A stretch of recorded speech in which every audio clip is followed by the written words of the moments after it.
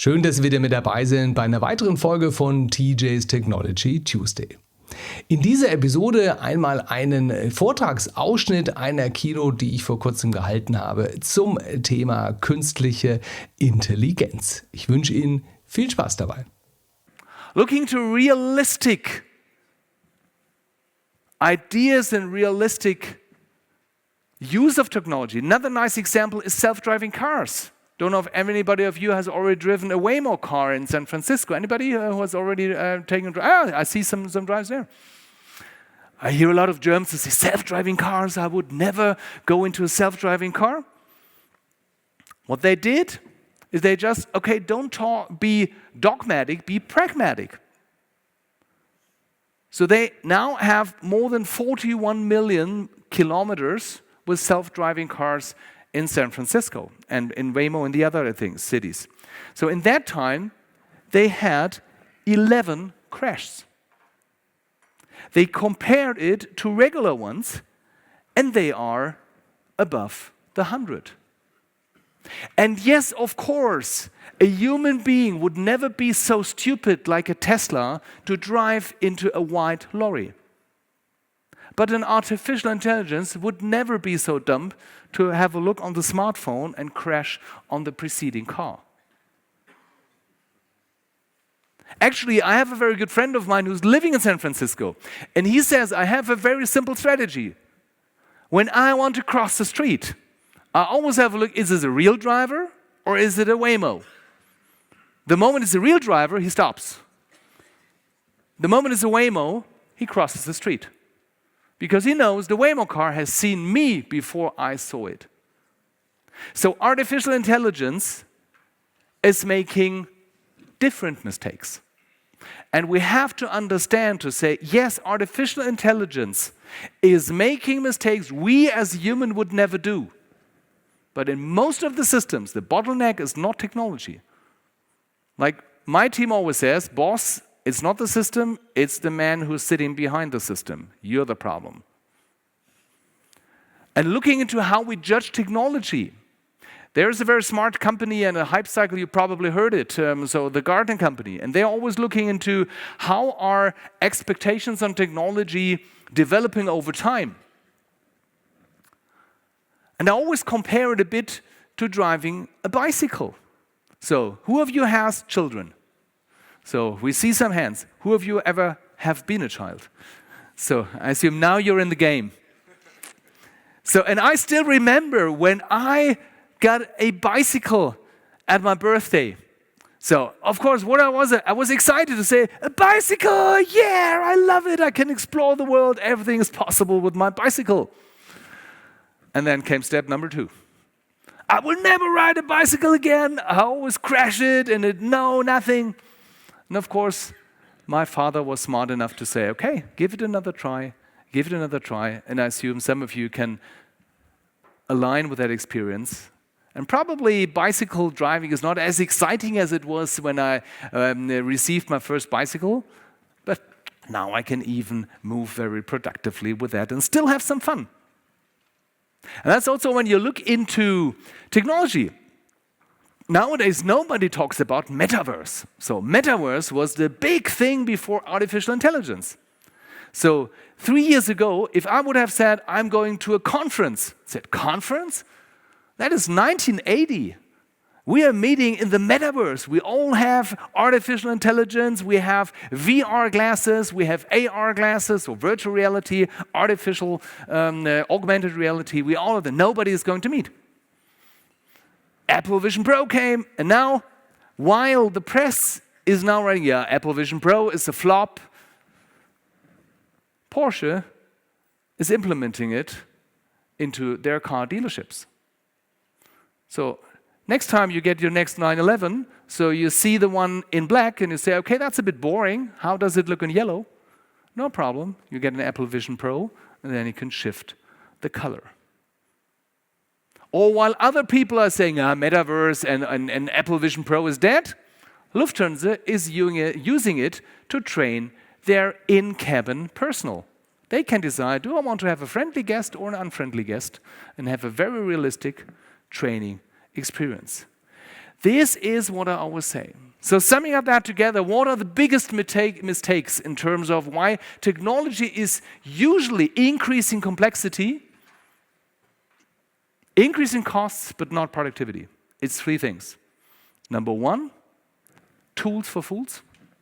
Number two, shitty data and processes. And number three, unrealistic expectations. So therefore, it's a very good idea to start with probably not the shiniest systems, but with the systems that are working. Always to say, before we start with artificial intelligence, let's start with common sense. Or, as Andreas already said, switch on brain first, and then technology. A company out of a very different sector who did that very smartly some years ago was Mercedes-Benz in the USA. So buying cars in the US is a bit different than buying cars in Germany. So if you tell a US guy to say you have to wait 9 months for your Mercedes-Benz E-Class, they would ask you which pot have you smoked. So the usual stuff is that you go to your dealership and you drive off the dealership with your car. But they had a challenge. And you see that challenge on the picture here. Because the moment when somebody said, I want to have that car, they said, let's go to the office and finish the leasing agreements. And the problem is sitting here, those doors. Because some of the clients decided to use one of the exit doors before they arrived at the office. They said, okay, how can we close that gap? What can we do to solve that bottleneck? And what they did to say, the moment a client says, I want to have that car, that's really great, they say, please sign here. And what you see here is a first generation iPad. So it's as sexy as when you receive a parcel from your courier when you're back at home. Is it about shiny pictures, about shiny systems? No. It's about the mechanic behind it. It's like when I always ask, what is the ugliest web page in the world? The ugliest web page in the world is Amazon. So every designer is saying this is a piece of crap. But it's one of the best converting web page in the world. So it's not about shiny bling bling, it's about the mechanic. And therefore I always say relevance beats flamboyance. Another company that has understood technology very well is the Coca-Cola company. And on one day like today, they had a management meeting and the former CEO of the Coca-Cola German organization, Ulrich Nehammer, he stood in front of his management team and said, guys, we have a problem. When a client wants to have a Coca-Cola fridge, it takes us 4 weeks to place it.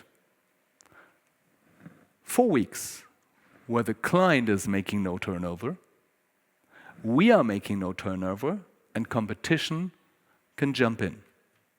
And what he did, he didn't ask, how can we get that a bit faster? He stood in front of his team and said, what do we have to do to reduce that from 4 weeks to 24 hours? And at that moment, it was even quieter than here in this room. And he was very generous. He said, we can discuss whether we reach that this business year or next one. By the way, it was at the end of the business year, so he was very generous. And he said, we can discuss about which processes do we have to optimize? Which technology do you need? How do we have to train you? But one thing I'm not going to discuss is about the goal. And what he said, this is Ulrich Nehammer, he said technology is only sensible when it meets 4 criteria. Criteria number 1, it has to increase speed. We have to get faster. Criteria number 2, it has to improve collaboration. Number 3, it has to improve connectivity between also the different departments, suppliers, and clients. And number 4, it has to increase scalability. Then it makes sense. On the other hand, this is a picture of the meeting rooms, because what they did is they changed monthly meetings where everybody was just complaining why everything doesn't work to daily stand-ups. And what they did, they had here these blackboards, these metal ones, and they had small groups where they're just asking the questions, how many refrigerators did you sell yesterday? And how many refrigerators do you sell today? Because Ulrich Nehammer is very clear, and Coca-Cola is very clear, to say within Coca-Cola there are only two jobs. Either you sell Coca-Cola or you help to sell Coca-Cola. And the nice thing, I came in there as a digital process advisor, and the first thing what I saw was this one, those digital whiteboards. And I was just observing them, and I saw the teams at the one stage were discussing more on how to change the digital color of the digital pen than about how many refrigerators they are going to sell. And the first measure I pulled through to say, okay, throw out these whiteboards, the digital ones. So we threw them out. And Uri said, you're a crazy digital guy. So I booked you to get more digital, and you say, okay, get less digital. To say, yes, digitalization makes sense, but you don't have to do everything digital just because it works. Do it when it helps you to be more productive and to solve the problems of your clients in a smarter way. Talking about smart solutions. So like this one, for example, invented in 1849. So I don't have very many ideas to say how you could improve it.